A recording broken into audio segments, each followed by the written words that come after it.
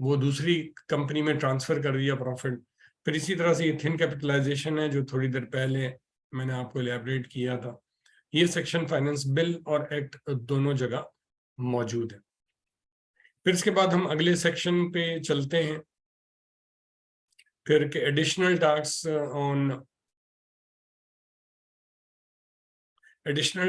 On profit and gains. ये नया section 99D introduce कराया गया है, जो कि तमाम लोगों के ऊपर इनिशियली प्लान था, लेकिन बाद में इन्होंने कंपनी के ऊपर फोकस कर दिया इसको, और सेक्टर फोकस्ड होपफुली होगा ये फ्यूचर में।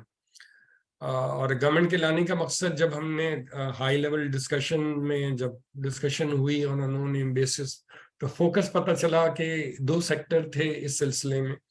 एक तो ऑयल कंपनीज थी, जो कि OMCs थी, जिनको बम्पर प्रॉफिट हो गया, जो वॉर हुई बिटवीन जो 2 बिग ग्रुप्स हैं इफेक्टिवली इंटरनेशनली, उनके दरमियान वॉर हुई, जिसके नतीजे में पेट्रोल प्राइसेस बढ़ गए।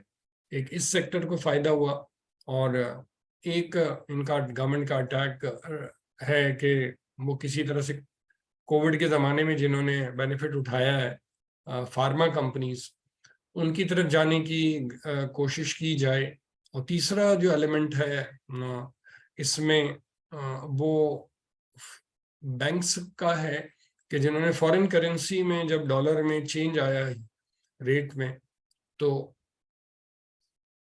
उसमें अच्छे खासे फॉरेन करेंसी प्रॉफिट्स की बैंक्स ने, तो उसको टैक्स करना मकसद है। ये 3 चीजें बज़ाहिर गवर्नमेंट के इंटेंशन में नजर आ रही हैं इस वक्त। तो अगर मैं आपको कैटेगराइज कराऊं, तो ये बिफोर फाइनेंस एक्ट, इसमें चेंजेस हैं, तो बिफोर और आफ्टर हमने अलग अलग एड्रेस किया। तो ये बिफोर फाइनेंस एक्ट का सेक्शन है जो ऑल टुगेदर नया इंट्रोड्यूस हुआ, और इसकी कमेंट्री जो है, चूंकि ये अपनी जगह मौजूद है, थोड़ी सी करेक्शन गवर्नमेंट ने की हैं जो फाइनेंस एक्ट के पार्ट में आ रही हैं। फिर ये भी नॉन अब्सटेंटी क्लॉज, जो नॉटविथस्टैंडिंग एनीथिंग कंटेन इन से शुरू होता है, इन इंडिपेंडेंट सेक्शन है, इसलिए इम्पोर्टेंट है तमाम लोगों के लिए। लेकिन इसके बाद इसको कॉर्पोरेट लेवल पे रिस्ट्रिक्ट किया गया, जो हम थोड़ी देर में डिस्कस करने जा रहे हैं। अब ये चेंजेस हैं जो इन बोल्ड और स्ट्राइक आउट मेथड पे हैं, इसको आप गो थ्रू कर लें, बिकॉज ऊपर का हिस्सा मैंने इसलिए ज्यादा फोकस नहीं किया कि हमारा प्लान था कि हम करंट शक्ल को ज्यादा फोकस करें।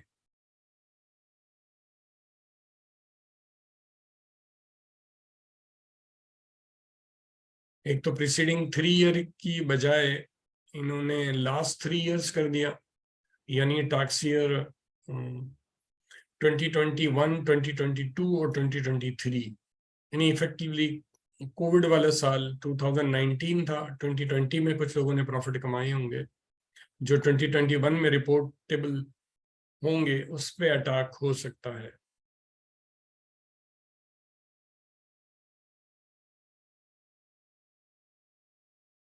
और दूसरा, ये फोकस कर दिया गया कंपनी के ऊपर, यानी नॉन कंपनी पहले प्लान्ड थी जब फाइनेंस बिल आया, लेकिन यहाँ पर आके उन्होंने फोकस कर दिया टुवर्ड्स कंपनी।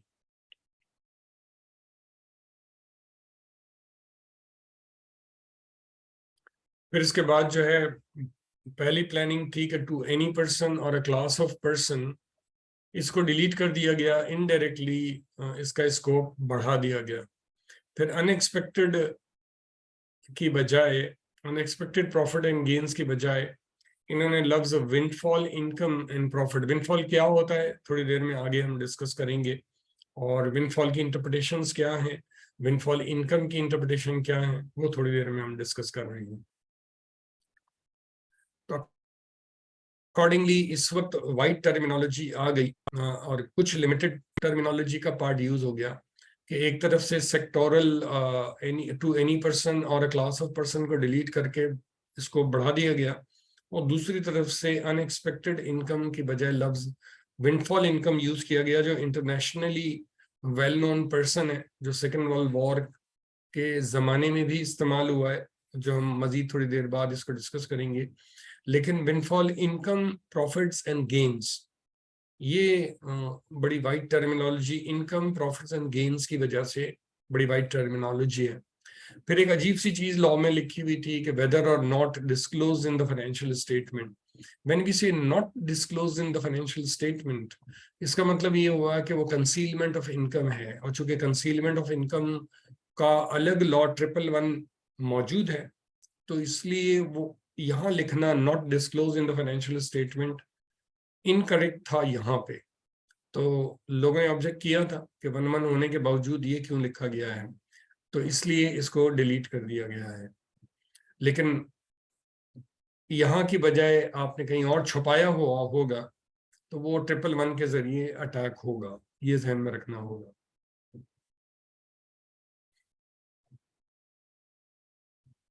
फिर इसके बाद स्कोप के हवाले से यानी ये जो चीज है कि नोटिफिकेशन में जो है वो इशू होगा, वो नोटिफिकेशन अभी तक इशू नहीं हुआ। फिर इसके बाद जब नोटिफिकेशन इशू होगा, तो उस नोटिफिकेशन में कुछ लोग एग्जेम्प्ट भी हो सकते हैं।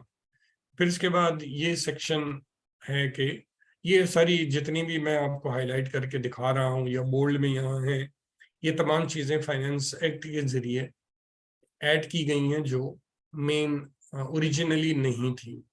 तो ये बिग डिफरेंसेस हैं जो स्ट्राइक आउट में किए गए या बोल्ड किए गए। ये तमाम चीज़ें फाइनेंस एक्ट के जरिए अमेंडमेंट है, और हमारी जो कमेंट्री निकलती है इसमें हम यही मेथड आपकी आसानी के लिए इस्तेमाल करते हैं कि आपको बोल्ड और स्ट्राइक आउट मेथड हर जगह क्लियरली अवेलेबल हो, और फिर कमेंट्स भी अवेलेबल हो। ये कमेंट्स हैं, इसको गो थ्रू कर लेते हैं and then we will discuss, because this is the major section and a major amendment जो न्यू सेक्शन लाया गया है in the income tax law.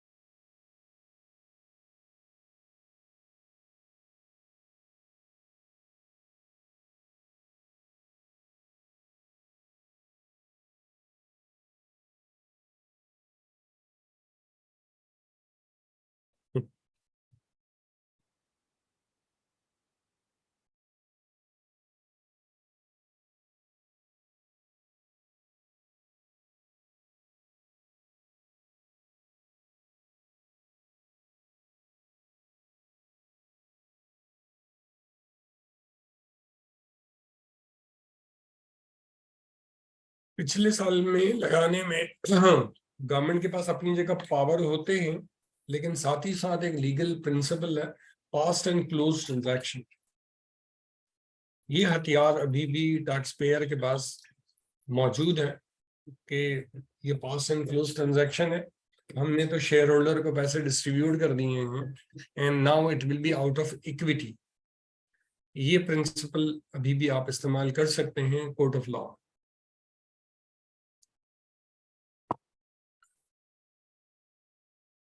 अब विंडफॉल का मतलब क्या है और इसकी हिस्टोरिकल पर्सपेक्टिव को थोड़ा सा देख लेते हैं, फिर हम Q&A इस पे भी फौरन रख देंगे।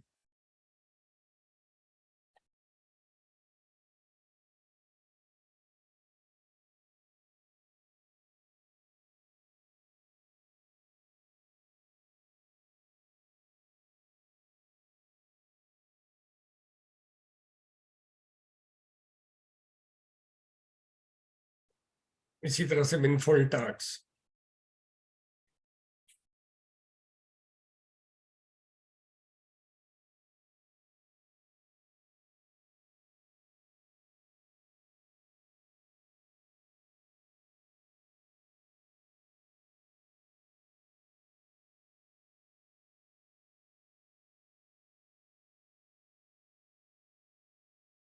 अब जाहिर है कंपनी पे अप्लाई करना और नॉन कंपनी पे ना अप्लाई करना जाहिर है कंपनीज को डिसएडवांटेजियस पोजीशन में लाएगा, और एक तरफ से बहुत सारी फॉर्मेलिटी कंपनीज को कंप्लाई करनी पड़ती हैं from SEC perspective, from income tax perspective, specially regarding holding tax. और यहाँ एक और बम कंपनी के ऊपर गिराना इज एन अनयूजुअल थिंग। अब इसकी एग्जाम्पल्स इन द पास्ट जो मौजूद हैं from world war one and world war to.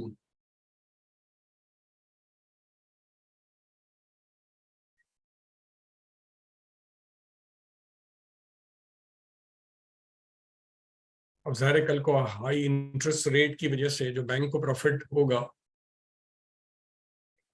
कि जो 7% पेंडेमिक के ज़माने में था और इस वक्त पॉलिसी रेट 23% पे पहुंच गया है, और इसके नतीजे में इनका जो प्रॉफिट होगा जो गवर्नमेंट के नतीजे में हो, गवर्नमेंट की जो डोमेस्टिक लोन्स हैं उसके नतीजे में होगा, तो कल को इशू अराइज हो सकता है कि whether it can B taxed और नॉट वाया दिस सेक्शन।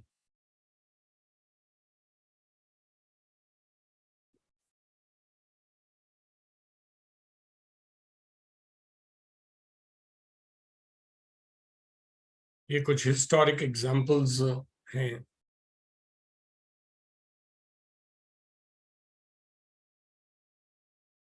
अब इंडिया के बारे में है कि इंडिया ने कोशिश की है इस पे लगाने की ऑन एनर्जी बिजनेसेस, लेकिन वो इनडायरेक्ट टैक्स के जरिए की।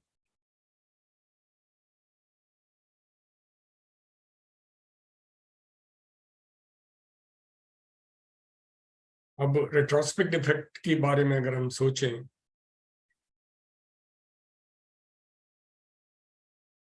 तो उसको दो लिहाज से सोचना होगा कि टैक्स ईयर 2023 और प्रायर टू टैक्स ईयर 2023 दोनों को अलग अलग सोच के अलग अलग एंगल से हमें इवेल्युएट करना होगा।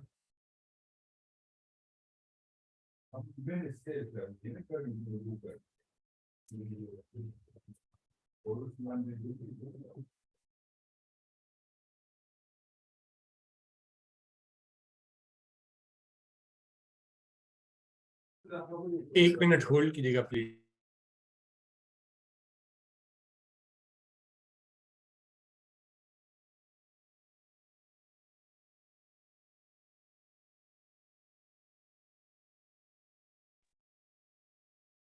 अब पहला आइटम है retrospective effect for tax year 2023।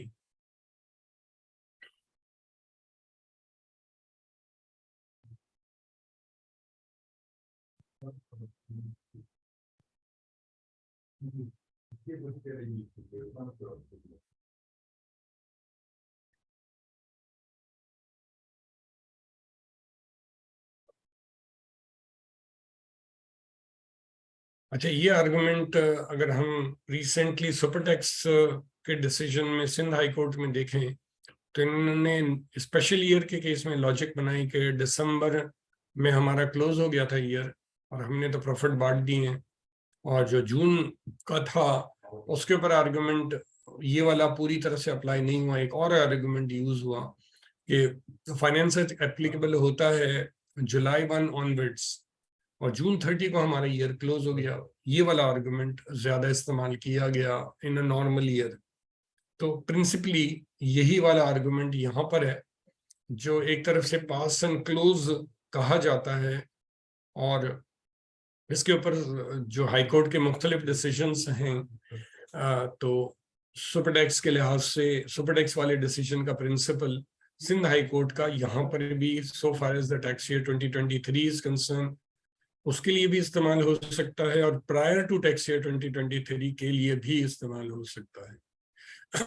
और प्रायर टू 2023 जो है वो ज्यादा स्ट्रॉन्ग होगा एज कंपेयर टू 2023, इसलिए कि इन द पास्ट जो है 2020 इमीडिएटली प्रीसीडिंग को तो टैक्स करने की मिसालें मौजूद हैं, जैसे आपको अजीब सी बात बताऊं कि 7EB टेक्स्ट 2023 को सिंध हाईकोर्ट ने ओके किया कि ये सही है, इंट्रा वायरस है, एज पर द लॉ है, एज पर द कॉन्स्टिट्यूशन है। On the other and super tax को इन्होंने प्रीवियस ईयर के ऊपर मना किया। तो दो कन्फ्लिक्टिंग हैं, लेकिन चूंकि असिस्टेंस टू डिफरेंट पर्सन अलग अलग हैं, तो इसलिए असिस्टेंट जो लॉयर करते हैं उसका इम्पैक्ट पड़ता है।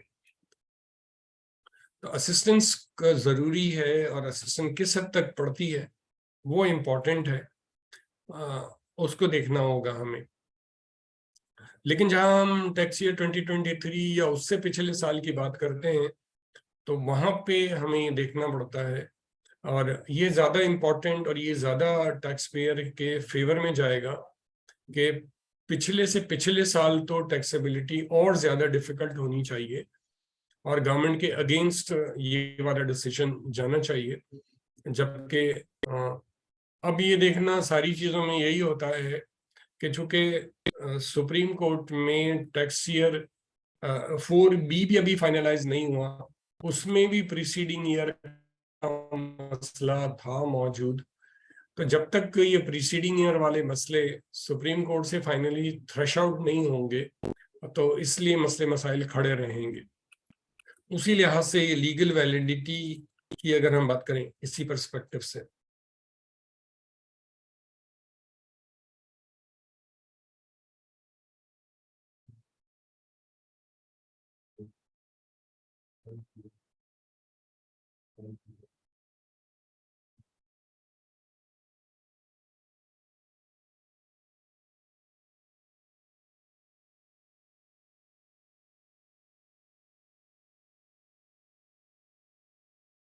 विद दीज वर्ड्स आप में से जो भी इस सब्जेक्ट पे, चूंकि ये बिल्कुल नई आइटम है, क्वेश्चन पूछना चाहें तो feel free to ask any question.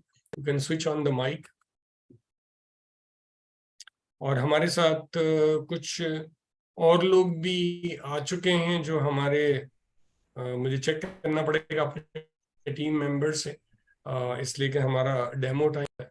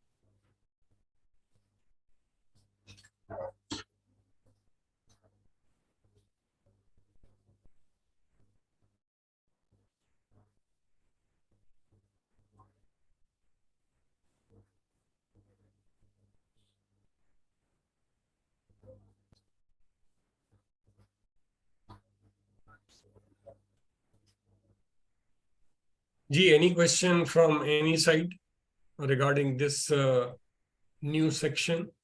Ji sir, एक छोटी सी क्लैरिटी चाहिए थी। जी डियर।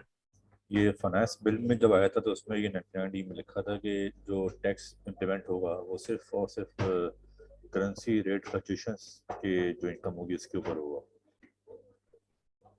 तो डेट सर्टेनली मींस कि जो ऑल जो बिजनेस इनकम्स हैं उस पर एप्लीकेबल नहीं है। Am I right? Would you please repeat, इसलिए कि आपके थोड़ा सा आपको लाउडली बोलना पड़ेगा, जब ये आवाज क्लियरली नहीं आ रही है। फाइनेंस बिल आया था तो जी। उसमें ये फाइनेंस बिल में ये था कि ये जो 99D है ये सिर्फ वो इनकम पे एप्लीकेबल होगा जो कि करेंसी रेट फ्लक्चुएशंस की वजह से जो भी इनकम प्रॉफिट्स या गेन होंगे। तो फाइनेंस एक्ट में मजीद को इसकी इनकम की जो जो डेफिनेशन है उस पर मजीद क्लैरिटी नहीं दी। तो यही शुड है कि जो बिजनेस इनकम्स है other than currency rate fluctuations, business income भी नहीं है। एक्चुअली देखिए, मैं आपके सामने वो खोल देता हूँ सेक्शन। ऐसी कोई चीज मौजूद नहीं थी जो अलग से आप फरमा रहे हैं ना। देखें, जो प्रोविजन बिफोर फाइनेंस एक्ट था वो आपको बगैर करेक्शन के आपके सामने खोल देता हूँ। उसमें कोई फॉरेन करेंसी का लिखा हुआ नहीं था। कुछ लोगों का इंटेंशन यही था कि हो सकता है ये फॉरेन करेंसी लोगों का गेन हुआ है, इस वजह से लाया गया है, लेकिन लिखा हुआ कहीं नहीं है। ये देख लें आप। ये डिटरमिन जो इकोनॉमिक फैक्टर्स जो उसने डिटरमिन करने हैं, उसने लास्ट टाइम लिखा है ना कि जी, जो इकोनॉमिक फैक्टर्स जो उसने डिटरमिन करने का कहा है उसने, आप इसकी बात कर रहे हैं? जी सेकंड वाला पैरा जो इसकी बात कर रहे हैं? नोटिफिकेशन, जी नोटिफिकेशन जो आएगा, मतलब आप रेफरेंस मुझे कर देंगे ताकि मैं वो पार्ट में हाईलाइट कर दूं। जी इसी पैरा का सब लास्ट सेक्शन, इस para number sub section number 2, जी 2 का बी, 2 का ए का पूरा 2A 2 का ए कह रहे हैं। जी पूरा 2A में जो लास्ट लाइन है, जी, इनकम प्रॉफिट और gains on account of foreign currency fluctuation, determine the economic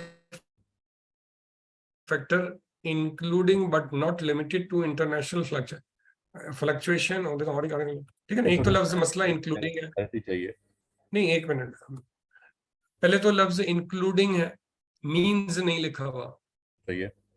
ठीक है, तो when it comes as word including, फिर इंक्लूडिंग के बाद मजीद फोकस कर दिया जाए, बट नॉट लिमिटेड टू। ठीक है, मैं इसको हाईलाइट करता हूं और अब हम पढ़ लेते हैं। डिटरमिन द इकोनॉमिक फैक्टर और factors including but not limited to international price fluctuation having bearing on any commodity और एनी सेक्टर ऑफ इकोनॉमी और difference of income profit and gains on account of foreign currency. ठीक है, तो इसमें कितनी सारी चीजें हैं जो इस बात के अगेंस्ट हैं कि सिर्फ फॉरेन करेंसी फ्लक्चुएशन नहीं है। पहली बात including but not limited to, फिर दूसरा एनी कमोडिटी विच में बी करेंसी, विच में बी कमोडिटी का मतलब तो यहाँ नॉन करेंसी आइटम है। और फिर यहां पर आके उन्होंने फिर एनी सेक्टर कह दिया, जी वो तो फिर यानी बैंक और बैंक के अलावा सब आ गए। फिर इसके बाद और का लफ्ज लगाया, तो और कहां कहां यूज हुआ? यहां पर इन्होंने और लगाया, यहां उन्होंने और लगाया, फिर यहां उन्होंने ये 3 चीजें रखी। तो how it can be restricted to only foreign currency? ठीक है, अब मैं आपको पोस्ट फाइनेंस एक्ट भी दिखा देता हूं।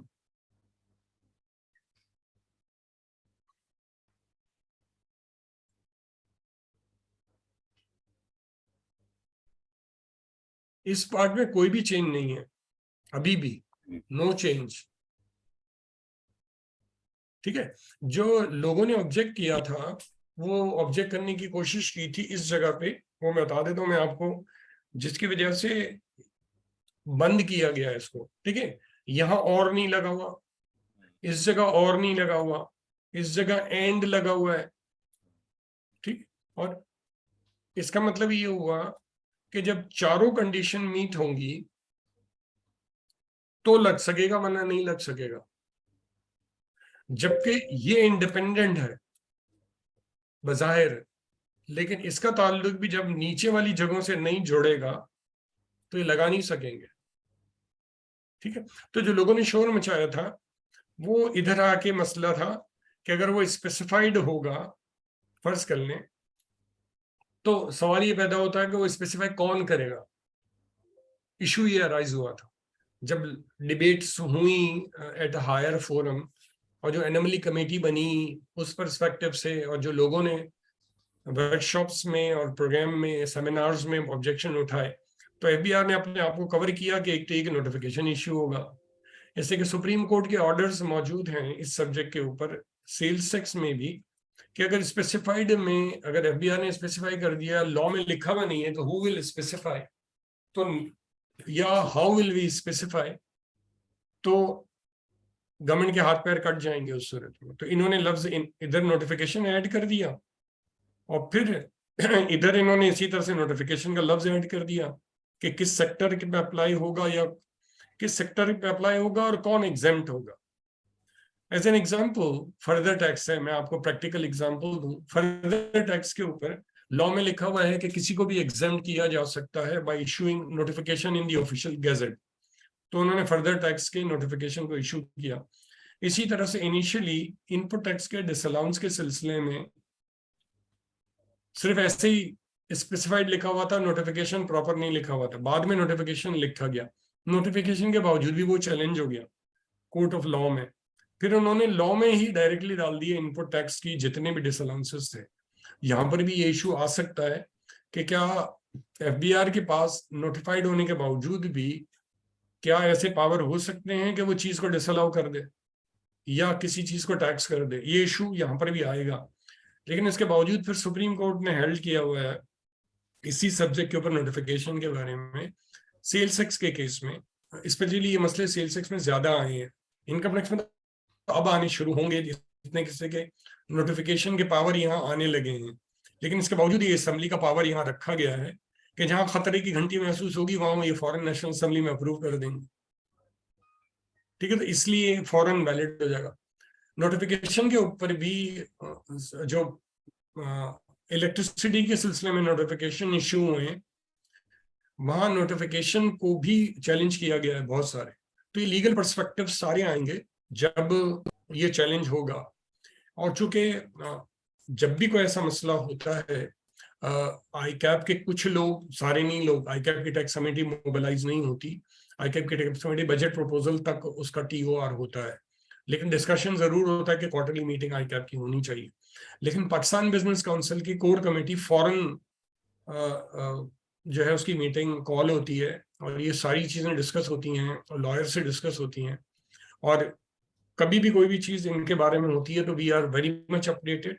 एंड सेकेंडली चूंकि अब आप कमेंट्री सब्सक्राइबर हैं तो इंशाल्लाह आपको भी वो चीजें बहुत सारी मिलती रहेंगी। कुछ चीजें हम लिख सकते हैं, कुछ चीजें हमें पता होती हैं मगर लिख नहीं सकते, ठीक है। लेकिन नेचुरली वो एडवाइजरी का पार्ट बन सकती हैं, टेलीफोनिक कॉल, टेलीफोनिक एडवाइजरी का पार्ट बन सकती हैं, ठीक है। तो कभी भी कोई नोटिस किसी भी सब्जेक्ट पे आए, I would recommend everyone who is with us कि वो एटलीस्ट डिस्कस कर लिया करे before submitting the reply either through your own advisor. We don't want कि आप अपना एडवाइजर चेंज करें, लेकिन as a second opinion in respect of anything feel free to discuss. ठीक है, any question on 99D because this is again a new provision.